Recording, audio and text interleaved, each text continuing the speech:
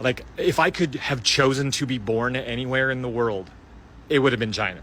China built the world's tallest bridge in under 4 years. You see this shit right here? That's a restaurant. There's a fucking restaurant on this. 2,051 feet tall. How much would you think that would cost in American dollars? Couple billion, right? They did it for under 400 mil.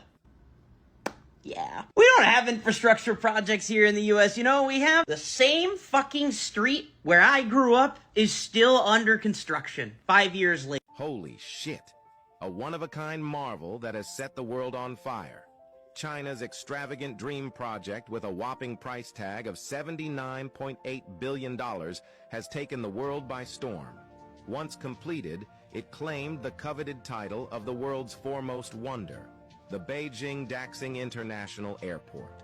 Countless people couldn't believe their eyes when they saw it. Making Chinese engineers just stabilize the Hyperloop. You know, the super fast transportation technology that the US gave up on because Musk couldn't deliver. This is one of the greatest failures of American physics, which is probably dramatic, but there is a $21 billion worth hole in Waxahachie, Texas that was supposed to be the site of the world's largest particle accelerator, the superconducting Super Collide. It's gotta feel good to be Chinese right now. Like, they've gotta feel exactly as good as it feels bad to be an American with a functioning brain right now.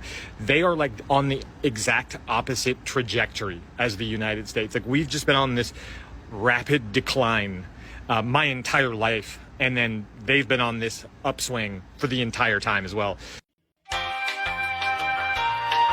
There's something almost surreal about watching China build. Cities rise from dust in months. Bridges stretch across oceans. Skyscrapers touch the clouds before you can even blink. It feels like watching the future unfold in real time, and yet it's all happening now. When I first saw a time-lapse of an entire 30-story hotel being built in just 15 days in Changsha, I couldn't believe it. How could something that would take years in America be done in weeks in China? And then it hit me. China doesn't just build fast. It builds differently. While other nations are still stuck in endless approvals, budget debates, and lawsuits, China is already breaking ground on its next mega project. So, how does China do it? How did it become the global capital of speed, precision, and innovation, while the rest of the world, especially America, can't seem to finish even one major project on time? Let's dive into the story behind the nation that builds the impossible and the lessons the world should be learning from it. China has 26,000 miles of high-speed rail. The United States has... I want to give a bit of context because it's not just the length of your rail, it's how you use it, right? Anyways, go back and check out this guy's video. It's a really great response to a pretty asinine comment about why the US can't have high-speed rail because it's too big of a country. And this guy goes through the reasons why it could have high-speed rail, why it has had rail in the past, and compares it to China, and the sizes are pretty much the same. I used to live and work in Shanghai, and I would take the high-speed rail between Shanghai and Beijing quite frequently. That distance between the two is about 750 miles, and that would take around 4.5 hours high speed. I went back to New York, it would have been like 2018, 2019, just to visit family and friends, and I took the Acela Express, the fastest train in the United States, between New York City and Boston. That is 217 miles. That took me as long as it takes to go between Shanghai and Beijing, which again is 750 miles, so more than 3 times the length. So that's the difference between regular rail and high-speed rail, and definitely high-speed rail is something the United States can do and should do. China is building the largest hydroelectric project on Earth in Tibet. But why is India so nervous? Let's break it down in 3 points. What's happening, what it matters, and what's really behind the panic. Point 1, what it is. It's called the Yarossampo Hydropower Project, a 1.2 trillion yuan mega dam, 12 years to build, with a 2,500-meter drop, deeper than the Three Gorges, more powerful than any dam in history. It's not just big, it's an engineering legend in the making. Part 2, why is China doing it? 2 reasons: green energy and regional development. China wants to reach carbon neutrality by 2060, and this clean hydropower will help reduce coal reliance. Plus, Tibet's economy needs infrastructure. This project brings roads, jobs, and electricity to remote areas. Point 3. So why the panic? Some Indian media claim China might control the water. But let's be honest, India itself has built dams affecting Pakistan's rivers. They assume China will do the same because that's what they've done. But China's record shows the opposite. When building dams on the Langtang Upper Mekong, it shared water data, reduced flooding, and cooperated with downstream countries. It's called upstream responsibility.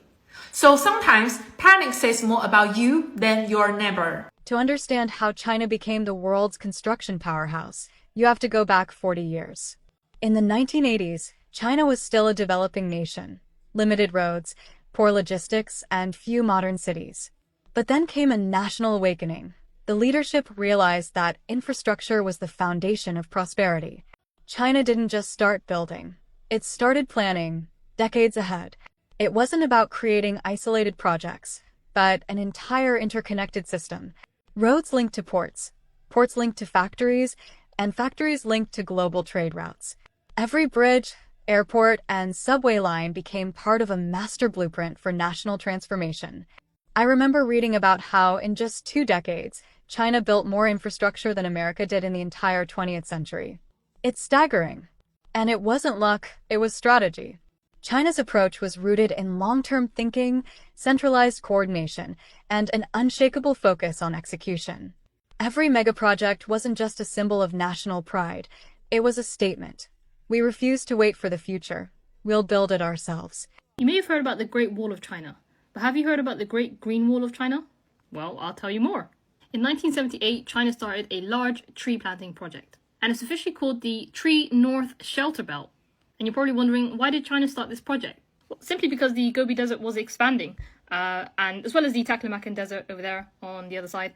It's basically moving south. It brings these massive dust storms as well. Here's an example of the dust storms, but I'll show you what it looks like when it reaches Beijing. And then over in Beijing, they'd have to frequently basically deal with these massive dust storms, which basically is bad for air pollution. You can't breathe, you can't see things, and dust gets in your eye and stuff. But the larger issue was the loss of soil and drought. Basically because the wind, it blows the dust onto the farmland, and then it kind of strips away the top layer of soil. It also blocks the sunlight, so it doesn't get any nutrients either from the sunlight. This is very difficult for farmers, and then ultimately less food is produced. But if you take a look at the map again, this is about 27% of land. So it's a massive space that this bloody desert takes. And the government basically had no choice but to stop the spread. So what they're trying to do, they started planting trees, and lots of them, to try and make a green barrier to stop the desert crossing over. And the initial goal was to finish within 50 years, so by 2028, but they made a mistake, and their new goal is to now finish in 2050, and I'll tell you what the mistake is. So back when they started, they basically just planted the same tree again and again and again, which wasn't very effective because this made the forest weak. And unfortunately in 2000, a disease ravaged through, killed all the poplar trees, 1 billion in total, and this set them back 20 years. They also had water shortages because fast-growing trees need a lot of water as well. Some trees also just died and they had to be replanted every 3 years. And because they only planted one type of tree, there were less birds, less plants, biodiversity in general. And so the forests that they were planting were less useful to the actual ecosystem. So what did they learn? They started to plant native trees instead of the fast-growing trees. And they decided to make use of the land in other ways by adding solar panels. And this did 2 things. Of course, you've got the solar generation, but the solar panels also blocked wind and helped trap moisture. And they focused overall on quality versus quantity. They put better trees in strategic locations. As you can see, China's project is still ongoing, and it's set to be completed in 2050, if there isn't any other mass sort of wipeout of trees. But China's lessons are being learnt by the rest of the world, because Africa has also started its own Green Wall initiative. And you can see this stretches all the way from Senegal, all the way down to Djibouti. And they're learning from China's mistake, with China's help, of course. Well, the first thing is they're respecting the biodiversity, so they're planting native trees. They're using local plants that need less water. They're also harvesting rainwater when it does land. And here's a charity which regularly posts about the progress that they're making. And hopefully they can make fast progress with this, because over 45% of Africa's land is affected compared to just 20% of China's. Everyone knows that the Sahara is huge. Holy shit. a one-of-a-kind marvel that has set the world on fire.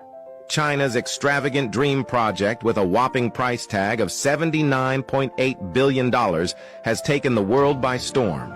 Once completed, it claimed the coveted title of the world's foremost wonder, the Beijing-Daxing International Airport. Countless people couldn't believe their eyes when they saw it. This airport sprawls over a massive 41,000 acres, equivalent to 63 Tiananmen squares.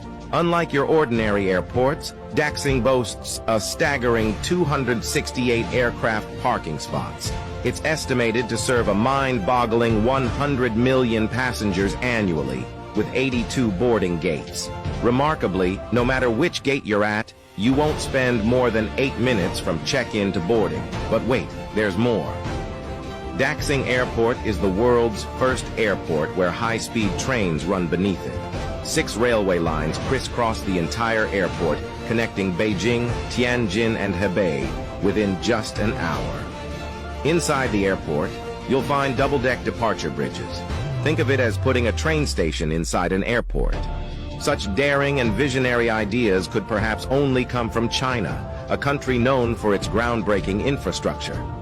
Curious about the airport's high-tech features? Stay tuned and keep exploring with us. Join us as we uncover more about the incredible technological marvel that is Beijing Daxing International Airport. The speed at which China builds isn't a coincidence. It's a science. The country has mastered modular construction, prefabrication, and mass coordination at a level that the rest of the world can only dream of. Take the Beijing Daxing International Airport, nicknamed the Starfish.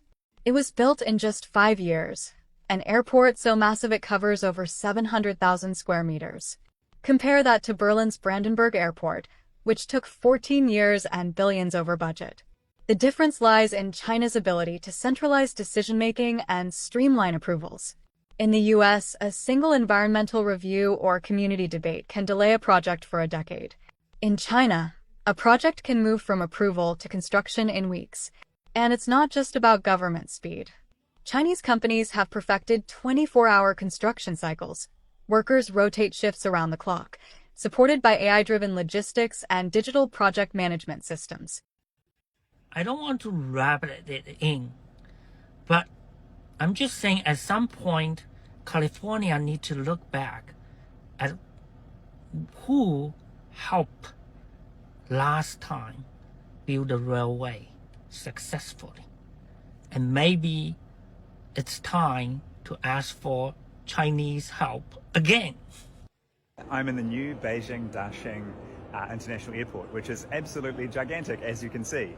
And I just found the information desk behind me, which told me which gate I'm going to, which is E98. So I need to walk in that direction for quite a while. They said it's about a 15-minute walk to get down there. Yeah, it's just obviously a gigantic airport. It's one of the largest in the world. I think they started building this in 2016. I have no idea when it was finished, only recently. It's the first time I've been to this one. Yeah, it's just absolutely huge. It's sort of shaped like an octopus, but like six different parts. And so I'm about to walk down the E part all the way down there.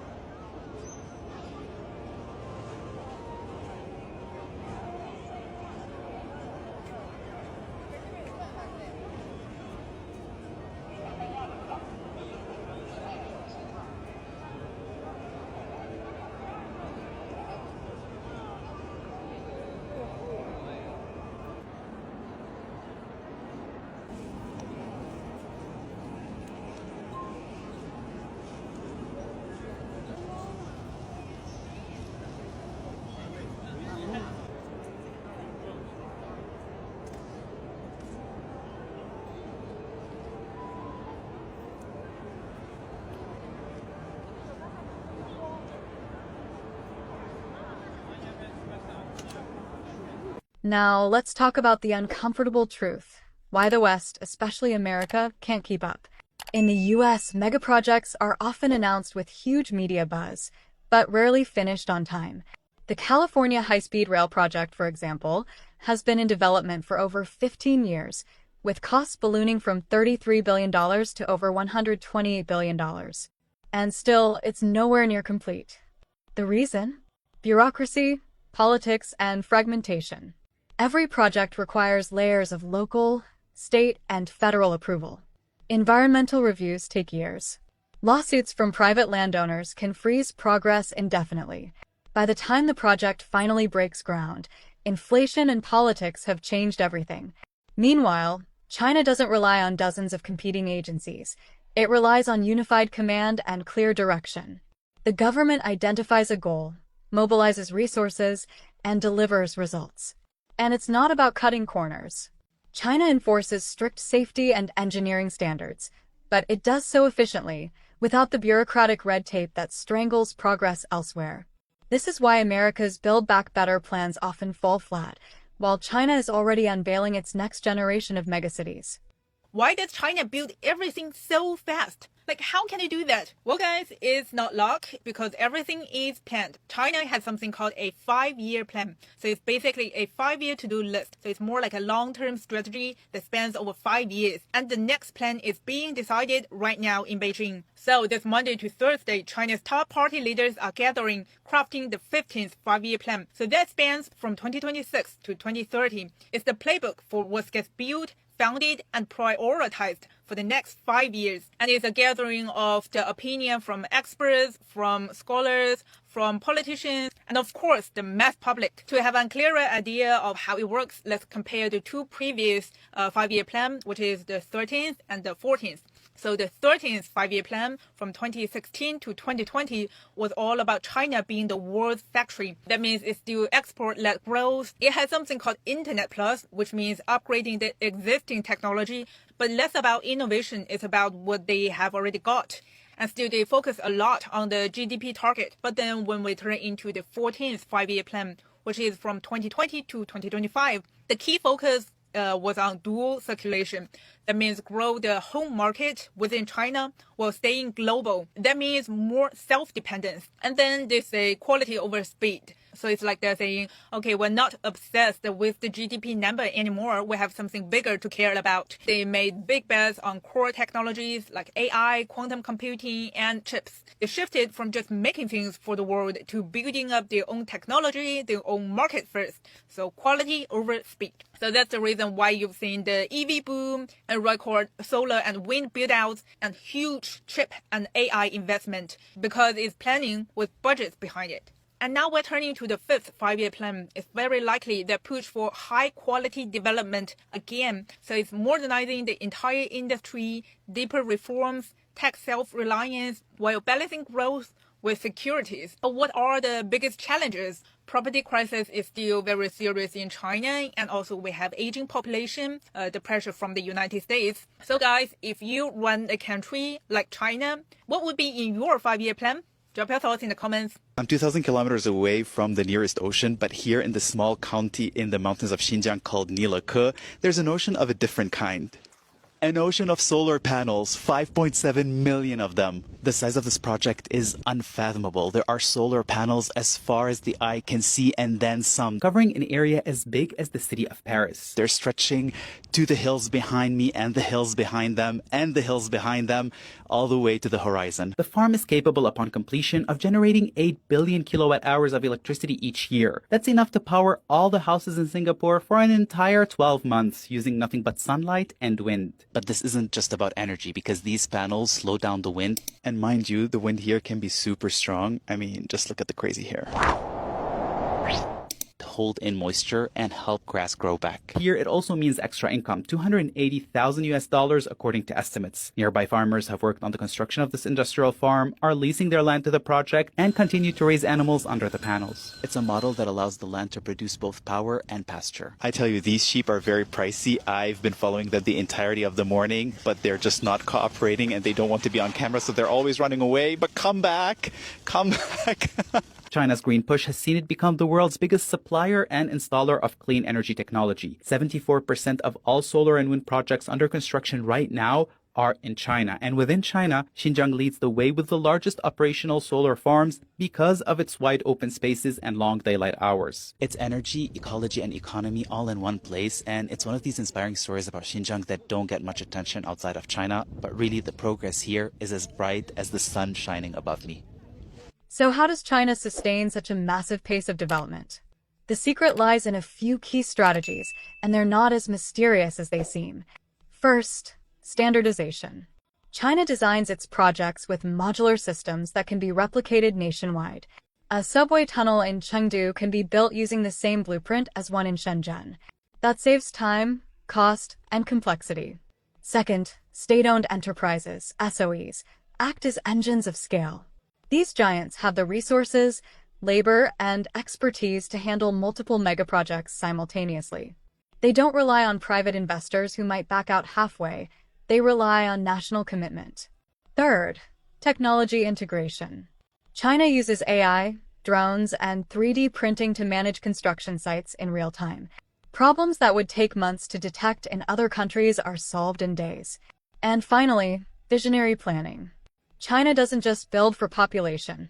It builds for future capacity. Many of its highways, airports, and subway lines were designed to handle traffic levels decades into the future. This combination, foresight, unity, and technology, creates what I'd call institutional velocity. China doesn't just move fast. It moves with direction. China built the world's tallest bridge in under 4 years. You see this shit right here? That's a restaurant. There's a fucking restaurant on this. 2,051 feet tall. How much would you think that would cost in American dollars? Couple billion, right? They did it for under 400 mil. Yeah. We don't have infrastructure projects here in the US. You know what we have? The same fucking street where I grew up is still under construction 5 years later. Just paving it over and putting down new pipes. It's been at least 5 years now. Every time I go home, it's still there. We do not have central planning in this country. We do not have the public will to build shit like this. Because it would make some old people mad. They wouldn't want to deal with the noise. And what about their private property that's 3,000 feet away from it? Like, we are very much capable of doing that as a society. We just choose not to. All of our tax money goes toward bombs and planting military bases in countries around the world. China's taxpayer dollars get spent on cool stuff like that. This is one of the greatest failures of American physics, which is probably dramatic, but there is a $21 billion worth hole in Waxahachie, Texas, that was supposed to be the site of the world's largest particle accelerator, the superconducting super collider. It's a crazy story of how the world's largest particle accelerator project was just like abandoned. So they spent $2 billion building it, digging the hole, got like 14 miles worth, and then just had to stop. So the hole's still there. It's called the Desertron, which is perfect for a failed superconducting super collider that was deserted. It was supposed to be over 55 miles long or something. They made it 14 miles in, and the 2,000 people working on it, 200 of which were scientists who had spent their life building up to this moment, had just stopped. They had to stop. They called off the project because they started seeing a bunch of numbers, a countdown in their eyes. Not actually, it was really just Congress's fault, because Congress refused to keep funding the project because they're like, oh wait, it's actually going to cost even more than this. After they had spent $2 billion, they're like, oh man, we're gonna have to spend like $12 billion more, and we already got one science project going on, that's too much. They were working on the International Space Station at the same time, you know, space race vibes.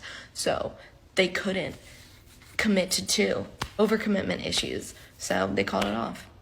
Too much science. The largest particle accelerator in the world right now, the LHC, is in Switzerland. This would have been game-changing. There was a whole defund superconducting super collider project, or they wanted to, you know, decelerate it. And it worked. They stopped. The aliens won. The project was officially suspended in 1993, and they just filled the hole, the 14 miles worth, with water. From the outside, it looks like just an office park, but inside that building are portals to the underworld, or just drowned tunnels. China's success isn't just China's story anymore. It's the world's lesson book. Countries from Africa to Latin America are now partnering with Chinese firms to replicate the same development model. But here's the part that often gets misunderstood. China isn't just exporting infrastructure. It's exporting efficiency. The world can learn from China's long-term planning, data-driven decision-making, and its commitment to continuity, building for decades, not election cycles. America, in particular, can learn that progress doesn't happen through debate alone. It happens through direction, collaboration, and boldness. The same nation that built the Hoover Dam and the Transcontinental Railroad can do it again, but only if it remembers that innovation is born from action, not argument. It's gotta feel good to be Chinese right now. Like, they've gotta feel exactly as good as it feels bad to be an American with a functioning brain right now. They are like on the exact opposite trajectory as the United States. Like, we've just been on this rapid decline my entire life, and then they've been on this upswing for the entire time as well. Like, if I could have chosen to be born anywhere in the world, it would have been China. Back in the 80s when I was born, it probably wouldn't have been great, but my entire life would have been my country improving and getting better, whereas as it's been here, my country's just been getting worse and worse. Like, literally, they are winning on everything. Their economy's the best, their government is the best. They're working for their citizens rather than for corporations like it is in the United States. They have, like, universal home ownership. Everyone has savings. They have retirement at like 58. They've got everything that they need to survive. We don't even have national health care or a living wage here. We have homelessness. In allegedly the richest country in the world, they've eradicated homelessness essentially. And the rest of the world actually likes them. They use the Belt and Road Initiative, like kind soft power, to build relationships overseas where the United States just invades anyone and bullies people economically. I'll take that over this, let me tell you. Making Chinese engineers just stabilize the Hyperloop. You know, the super fast transportation technology that the US gave up on because Musk couldn't deliver. One of the major problems with Hyperloop technology is that it can be extremely dangerous to passengers. Hyperloop trains can violently shake and vibrate at high speeds, and any small imperfection in the track makes those vibrations much worse. And these aren't just simple shakes. The vibrations are so bad that Hyperloop travel was seen as completely not feasible for human beings. But that's where China's breakthrough comes in. Chinese engineers found a way to reduce the intensity of these violent tremors on the Hyperloop by half, making travel actually feasible and even potentially comfortable for human beings. Again, stabilizing the Hyperloop has been one of the greatest challenges to its use. Because there is no contact between the train and the rail, electromagnetic forces can make the train shake really violently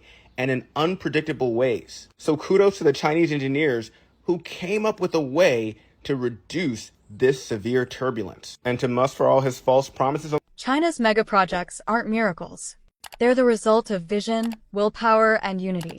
3 things any nation could have, but few truly commit to. As the rest of the world struggles with indecision and stagnation, China keeps pushing forward. One bridge, one city, one innovation at a time. Maybe the real question isn't how China builds so fast. Maybe it's why others stopped believing they could. Because progress doesn't wait for permission. It's built by those who dare to imagine, and then make it real.